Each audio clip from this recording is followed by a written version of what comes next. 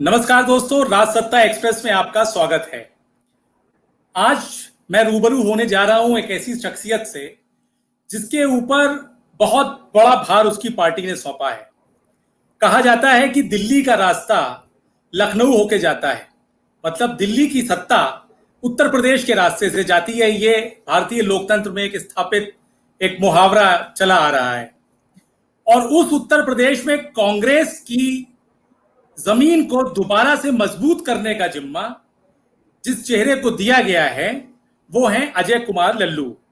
मेरे साथ आज उत्तर प्रदेश कांग्रेस कमेटी के अध्यक्ष अजय कुमार लल्लू जी हैं, जो अपने संघर्ष के लिए जाने जाते हैं और जो तस्वीरें इस वक्त उत्तर प्रदेश से आ रही हैं कांग्रेसियों की, जो पूरा देश देख रहा है, उसमें एक नव संचार पाया जाता है और देखा जाता है कि जो कप्तान है प्रदेश कांग्रेस कमेटी का, वो जिस अंदाज में दिखता है उस अंदाज को देखने के लिए शायद कांग्रेस ही लंबे समय से या कांग्रेस के जो शुभचिंतक थे लंबे समय से तरस रहे थे। बहरहाल स्वागत करता हूं अजय जी, आपका स्वागत है राजसत्ता एक्सप्रेस पर। बहुत बहुत धन्यवाद। मेरा पहला सवाल आपसे ये कि उत्तर प्रदेश में जो आप छवि बदल रहे हैं नेतृत्व की, और शायद जो कांग्रेस के बारे में एक धारणा चली आ रही थी कि यहां पर नेतृत्व जो है वो सड़क पर संघर्ष करता हुआ नहीं दिखता है, आप अपने रोल से कितना संतुष्ट हैं फिलहाल तक? और आपको क्या लगता है कि आप पर जो ये पार्टी ने जिम्मा दिया है उस पर आप जो अब तक आपका कार्यकाल है अक्टूबर 2019 से लेकर अब तक का, उसमें आप कहां पा रहे हैं?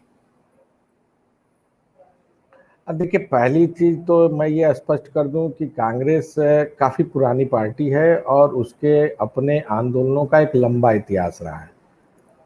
संघर्ष से कांग्रेस का पुराना रिश्ता नाता है और निश्चित रूप से जब जब जन विरोधी नीतियों के खिलाफ, सरकार के दमन के खिलाफ अगर संघर्ष करने की बारी आई है तो कांग्रेस ने सदैव किया है। आदरणीय राहुल गांधी जी हो, आदरणीय प्रियंका गांधी जी हो, निरंतर सड़कों पर उतरकर जनता की आवाज बनी है।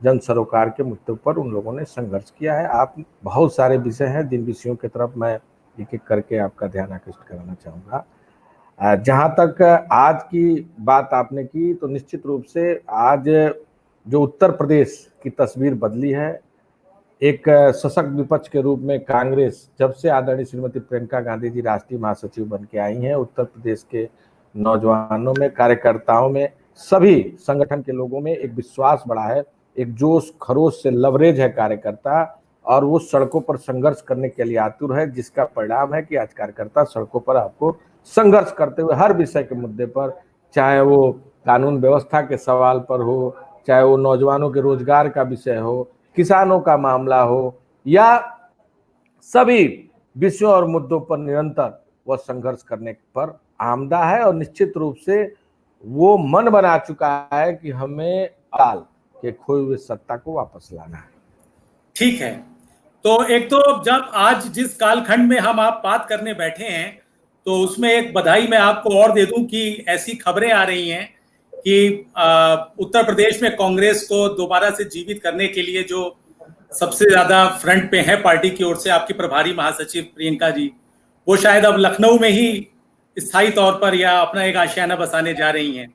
तो उसके लिए आपको पहले बधाई। और ये खबरें कहाँ तक सही हैं कि वो स्वर्गीय शीला कौल के आवास को अब अपना निवास बनाने जा रही हैं? मुझे लगता है कि आदरणीय श्रीमती प्रियंका गांधी जी का उत्तर प्रदेश से रिश्ता नाता काफी पुराना है और वो यहीं की बेटी है, और जिसका यहाँ घर पहले से हो उसे यह कहना कि अब यहाँ रहने आ रही हैं तो ये बेईमानी होगी। दूसरा जो आपने विषय कहा, देश के नौजवानों के दिलों में, महिलाओं के दिलों में, करोड़ों लोगों के दिलों में आदरणीय प्रियंका गांधी जी राज करती हैं। निश्चित रूप से वह जिस तरह, चाहे उम्बा की घटना हो, एक जो हाँ आदिवासी भाई बहनों के अधिकारों की लड़ाई का मामला रहा हो, सड़कों पर वो बैठकर लड़ने का काम किया, उन्नाव की बेटी का न्याय का मामला हो, सड़कों पर संघर्ष करने का काम आदरणीय प्रियंका गांधी जी ने किया, चाहे चिन्मयानंद जी का मामला हो या कुलदीप सेंगर जी का मामला हो, कभी भी उन्होंने निरंतर बेटियों की आवाज को प्राथमिकता देते हुए सड़कों पर संघर्ष करने का काम किया। किसान जन जागरण का विषय हो, उन विषयों पर भी एनआरसी, सड़कों पर आंदोलन करने का काम आदरणीय प्रियंका गांधी जी ने किया। और आपको याद होगा जब मुजफ्फरनगर से लेकर सहारनपुर, पीलीभीत, बरेली और अन्य जगहों पर जो लोग सीए और एनआरसी के आंदोलन के दौरान पुलिस के गोलियों के शिकार हुए थे, उन लोगों से घरों पर जाकर उनके दुख को बांटने का काम, उनके साथ खड़ा होकर उनकी आवाज को बुलंद करने का काम आदरणीय प्रियंका गांधी जी ने किया। और आज भी अगर आप देखें लॉकडाउन के दौरान, अगर इस महामारी के दौरान 15 लाख परिवारों तक अगर राशन और भोजन भिजवाने का काम किया तो आदरणीय प्रियंका गांधी जी के नेतृत्व में हुआ। ठीक है, तो एक तरीके से हम इस बात की तो पुष्टि कर ही लें कि प्रियंका जी अब लखनऊ में और ज्यादा सक्रिय होने जा रही हैं, वहां पर निवास के तौर पे अपना एक ठिकाना बनाने के बाद। अध्यक्ष जी, मेरा और बड़ा सवाल ये है कि उत्तर प्रदेश राजनीति के जिस दौर में पहुंच चुका है और जिस दौर में आपको पार्टी का नेतृत्व दिया गया उत्तर प्रदेश में, तो उस पर बहुत ज्यादा चर्चा करना व्यर्थ है। एक यथार्थ ये है कि उत्तर प्रदेश का जो राजनीतिक ताना बाना है वो इस वक्त ऐसा हो गया है, जिस भारतीय जनता पार्टी के आने के बाद, जिसमें कि पहले जातिवाद और उसके बाद अब इसमें जो है एक तरीके का ध्रुवीकरण सांप्रदायिक, इस पूरी राजनीति में आप कैसे पाते हैं कि कांग्रेस के लिए संभावनाओं का द्वार किधर है? क्योंकि जो मैंने आपके हालिया इंटरव्यू सुने हैं, आप स्पष्ट कर चुके हैं कि उत्तर प्रदेश में आप किसी से गठबंधन नहीं करेंगे। 2017 का अनुभव आपके लिए बहुत अच्छा रहा नहीं। वहां पर जहां पर बहुजन समाज पार्टी और समाजवादी पार्टी, उसके बीच में आप, और एक तरफ भाजपा जिस पर ध्रुवीकरण का आरोप है, कांग्रेस के लिए मोटी मोटी बात जो आप मुझे समझाएं कि संभावनाएं कैसे बनती हैं जो एक आम आदमी की समझ में आए।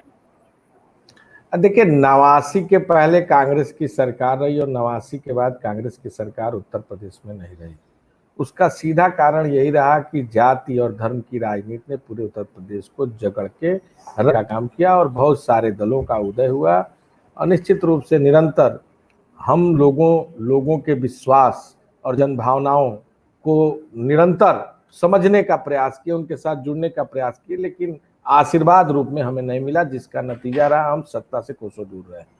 लेकिन आपको ये भी ध्यान रखना होगा कि उस समय जो कांग्रेस की सोच 89 के पहले हुआ करती थी, जितने उद्योग धंधे उत्तर प्रदेश में लगाए, चाहे शुगर फैक्ट्री मिलें लगाई या पीतल का या कांच की तमाम उद्योग, कांच का उद्योग लगाया, बुनकरों के लिए एक बड़ा हब बनाया, यहाँ सिल्क की साड़ियों का कारोबार, या आप कारपेट जो भदोई की पहचान हुआ करती थी, आज निरंतर उस तमाम चीजों को कांग्रेस ने उस समय उद्योग के रूप में, कानपुर का चमड़ा उद्योग, 1 डिस्ट्रिक्ट 1 प्लान के अंतर्गत उस समय कांग्रेस की सोच हुआ करती थी और उन्होंने यहाँ के लोगों के लिए रोजगार का साधन उपलब्ध कराया, लोगों के लिए यूनिवर्सिटीज से लेकर वो तमाम चीजों का यहाँ स्थापित किया, जिसके नाते उत्तर प्रदेश की अपनी एक पहचान रही।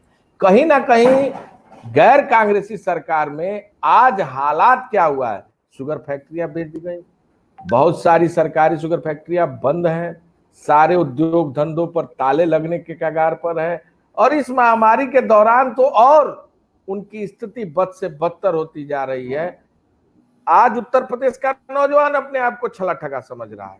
धर्म और जात की राजनीति में कहीं ना कहीं लोगों के मन में एक बड़ा एक मन में एक असंतोष की स्थिति है, और मुझे लगता है कि कानून व्यवस्था भी उत्तर प्रदेश के लिए एक सबसे बड़ी चुनौती है।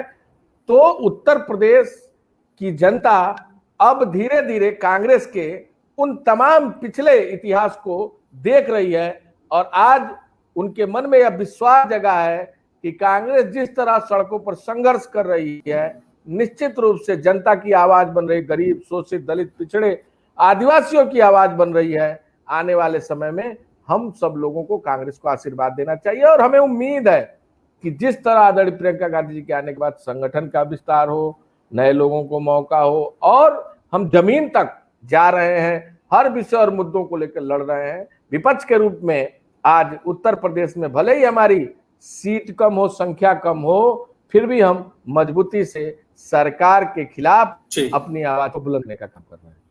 अब अध्यक्ष जी, यहां पर एक मेरा $1 मिलियन क्वेश्चन है आपसे, और मैं चाहूंगा कि इस पर आप इसको समझते हुए मतलब इसको वैसा ही आप मुझे जवाब दें।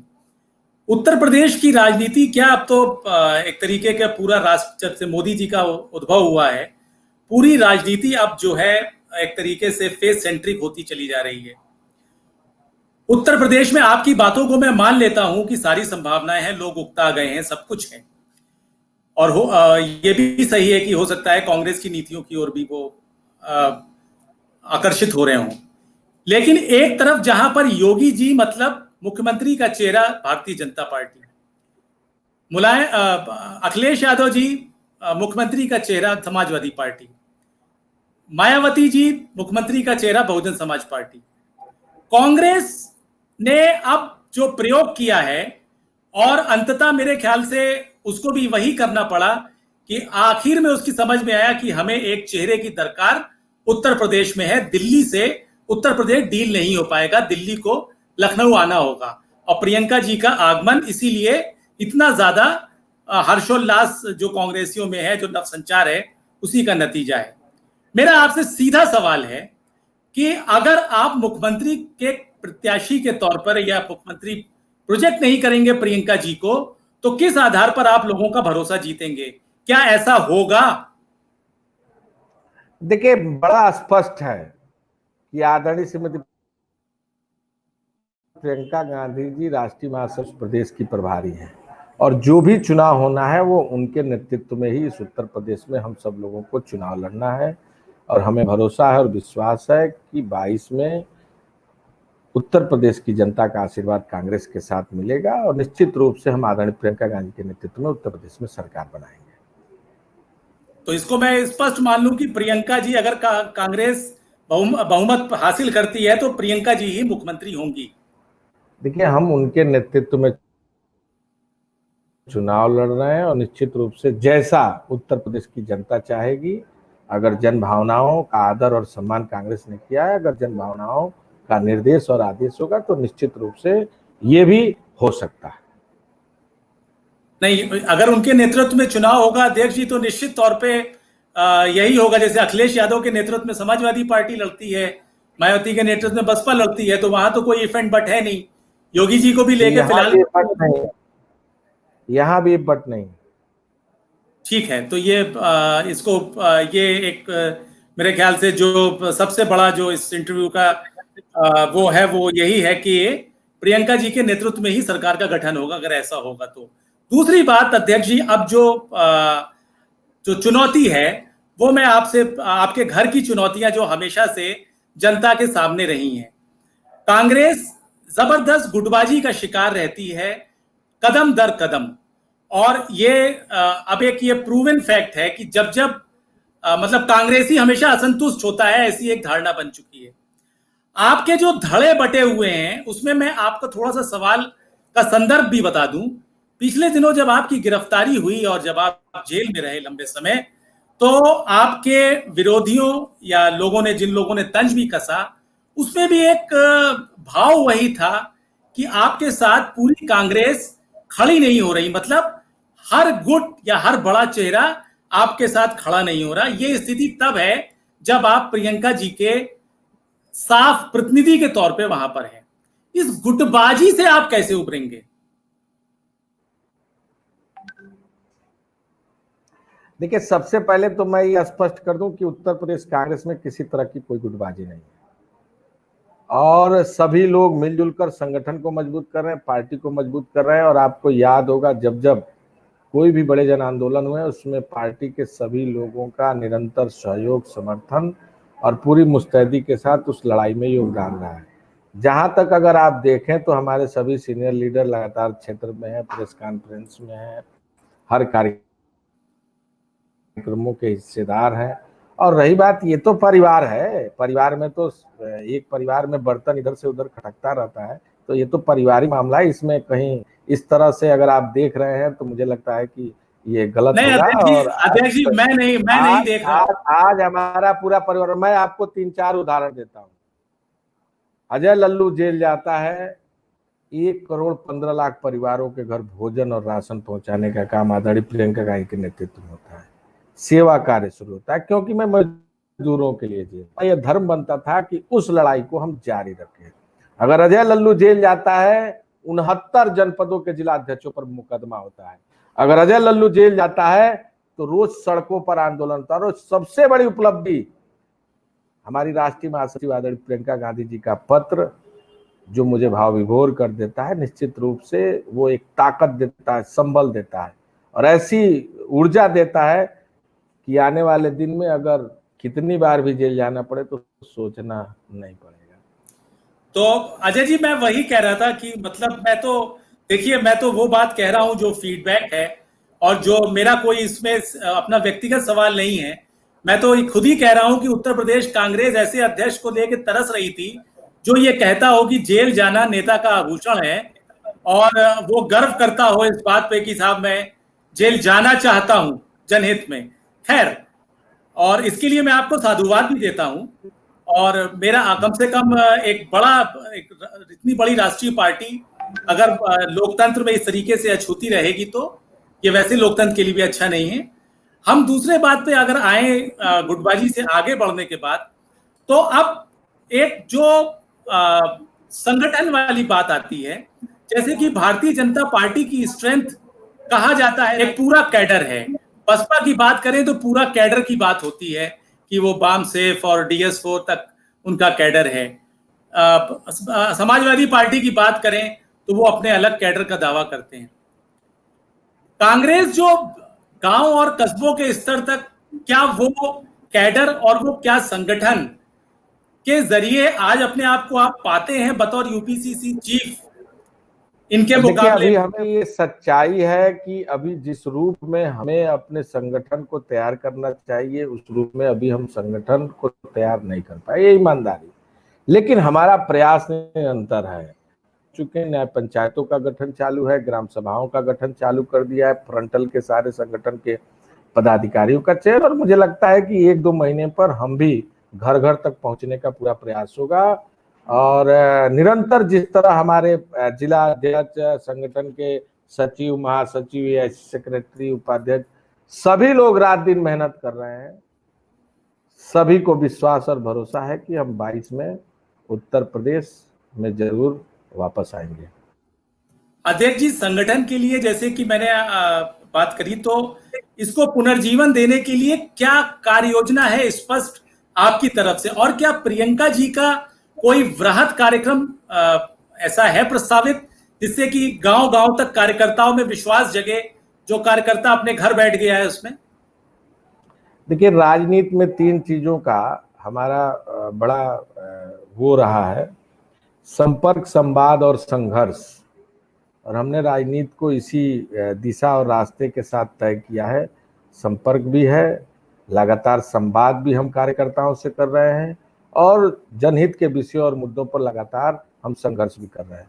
और हमें भरोसा है कि इन 3 रास्तों से हम अपने मुकाम को हासिल कर लेंगे। और जहां तक आदरणीय प्रियंका गांधी जी का विषय है, लगातार पिछले समयों में वो सड़कों पर रही, आंदोलनरत रही।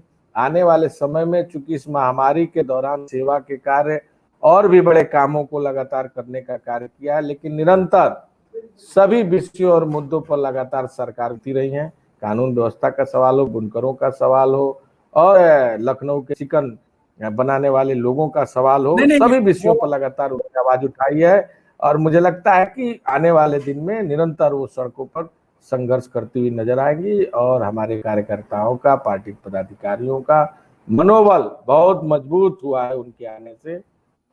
निश्चित रूप से हम सरकार बनाएंगे, ऐसा हमें भरोसा और विश्वास है। निश्चित तौर पे। एक आखिर में एक बात और अध्यक्ष जी, कि प्रियंका जी ने जैसे अभी, हालांकि वो स्ट्रेटेजिकली राजनीतिक तौर पे बिल्कुल ठीक ही है, क्योंकि आपका कंपटीशन उनसे भी है जिन लोगों पर हमले हैं। समाजवादी पार्टी और बहुजन समाज पार्टी जो बहुत गहरे पैठ बना चुके हैं, ये साबित करके सत्ता में आके बार बार 89 से लेके अब तक, प्रियंका जी उन पे हैमर तो कर रही हैं।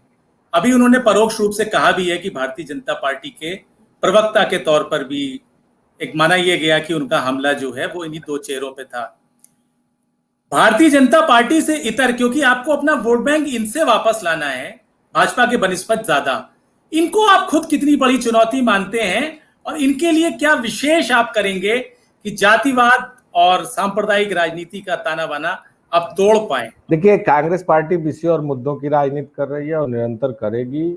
जनहित के सवालों पर लगातार संघर्ष के साथ वो जनता के साथ खड़ी है। समाज के दलित, पिछड़े, शोषित, वंचितों की आवाज कांग्रेस पार्टी निरंतर बन रही है, महिलाओं की आवाज बन रही है, नौजवानों के रोजगार के विषय पर लगातार मुखर है, लाठी खा रहा है कार्यकर्ता, मुकदमे लिखवा रहा है, जेल जा रहा है। और जहां तक समाजवादी पार्टी और बहुजन समाज पार्टी की बात आपने की, ये तो दोनों एक साथ मिलकर चुनाव अभी लोकसभा का लड़ चुके हैं। मत प्रतिशत देख लीजिए क्या स्थिति और हालात रही है। और मुझे लगता है कि अब उत्तर प्रदेश के जन भावनाओं का आदर और सम्मान, चाहे वो सपा हो, बसपा और भाजपा हो, इन तीनों ने नहीं किया है। तो अब कांग्रेस के प्रति लोगों का एक सहानुभूतिपूर्वक पूरी तरह उनके साथ आशीर्वाद दिख रहा है। हम कोशिश कर रहे हैं कि लोगों के विश्वास को हम प्राप्त कर सके। हमारा भरोसा है आने वाले दिन में आम लोगों का, गरीबों का, शोषितों का, वंचितों का, सभी वर्ग के लोगों का आशीर्वाद कांग्रेस पार्टी को मिलेगा। चलिए, तो अजय जी, आपने हमसे बातचीत के लिए वक्त निकाला, आपका बहुत बहुत धन्यवाद। राजसत्ता एक्सप्रेस के तरफ से आपको शुभकामनाएं भी कि उत्तर प्रदेश में कांग्रेस नए सिरे से खड़ी हो आपके नेतृत्व में और लोकतंत्र और ज्यादा सुदृढ़ हो, मजबूत हो। बहुत बहुत धन्यवाद। बहुत बहुत धन्यवाद। नमस्कार। नमस्कार।